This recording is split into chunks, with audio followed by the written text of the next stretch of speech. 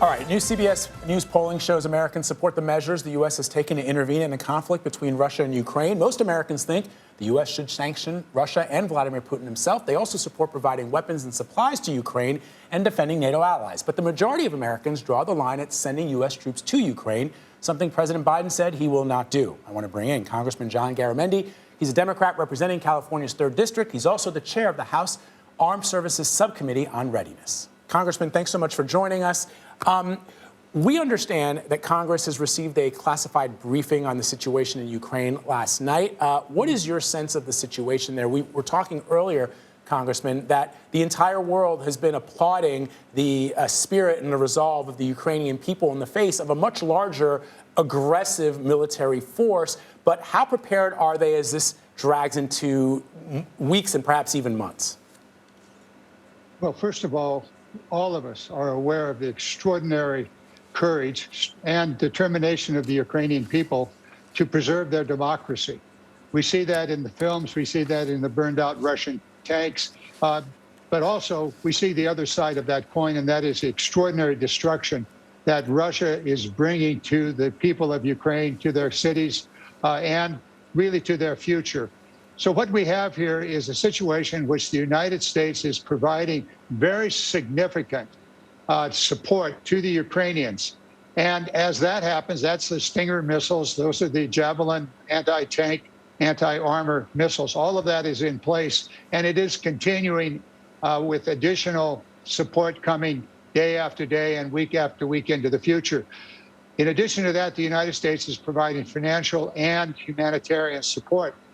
The rest of the good news is that the rest of the world, particularly the European countries, the European Union, the EU, and the NATO countries have all consolidated their support. There is solidarity, there is solid support. Just a year and a half ago, NATO was in disarray after 4 years of the Trump administration and the president doing everything he possibly could to destroy NATO and to really hurt the ally situation. Fortunately, that's back together, and it extends way beyond Europe. The Asian countries, with the exception of China, have also lent their support. The sanctions are biting into Russia. Already we're seeing that happen. More to come. Sanctions against Putin, sanctions against the oligarchs. It won't be long before the oligarchs' yachts and jets are going to be confiscated. So we're making progress here. What's the outcome? It's very, very tough in Ukraine. Will Russia succeed? They may in the short term. They may actually be able to take Kyiv, but they're not going to take the country away from the Ukrainians. This is going to be a long fight, and America's in for the long haul here. Well, to that point, you've outlined the significant support that America is giving Ukraine, and the Ukrainian military has been able to keep Russia at bay. But they're really, at this point, only facing sort of a fraction of what the Russian military is capable of.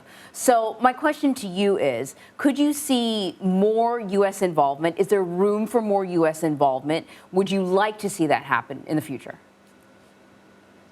Well, if you mean by involvement, should America enter the war directly? Should we put troops on the ground? Should we put a no-fly zone and then go to war with Russia? No, we should not. That is a completely different step, and it makes no sense for us to do that. It makes an enormous amount of sense for us to continue what we're doing, to make certain that Russia is in a vice. Putin's jeopardy are the streets of Russia. The inevitable outpouring of Russian anger as those body bags of Russian soldiers, as the mothers and fathers of Russia greet their sons in a body bag being returned to their communities. There's going to be a completely different outlook in Russia. The Russian streets will speak. They will speak strongly to Putin. And on top of all of that are the sanctions, which are going to crush the Russian economy. And that's going to hurt the Russian people. Congressman, can I ask you about that? The sanctions, one thing that's been remarkable over the past several days is to see just how, in fact, united NATO and the United States has become in the face of this aggression by Russia. You see even countries like Switzerland freezing accounts of Russian oligarchs and President Putin. But our Nancy Cordes asked President Biden yesterday about the threat of nuclear war. Once we learned that Vladimir Putin had put his nuclear forces on alert, the president said no, Americans should not be concerned about nuclear war. But what kind of intelligence can you share that's not classified with us about why Putin would do that? Well, Putin is using his nuclear saber to try to back the United States and NATO off. Let us be very, very clear. NATO is a defensive alliance. It is not an offensive alliance. There is no activity that would lead to NATO attacking Russia. However, if Russia were to attack NATO, then there would be a very significant blowback against Russia. Now, the nuclear issue, does Putin intend to use his nuclear weapons? Where would he use those weapons? Think about this. Is he going to use them in Ukraine? Is he going to use them in NATO? If so, you can look forward to the end of this world, because that would be an all-out nuclear war. Putin may be creating an unnecessary crisis here. People may say he's crazy, but he's not crazy enough to end everything with a nuclear war. He's trying to use his nuclear weapons to back off the support that the entire world is giving to the Ukrainian people. It's not just the United States. It's not just NATO countries. We're seeing countries from around the world providing humanitarian aid, and some that are not NATO providing military support through the delivery of weapons of various kinds. And so the president is right. And we should always understand that the American nuclear arsenal is always ready to respond. But there's nobody in this entire globe that wins in a nuclear war.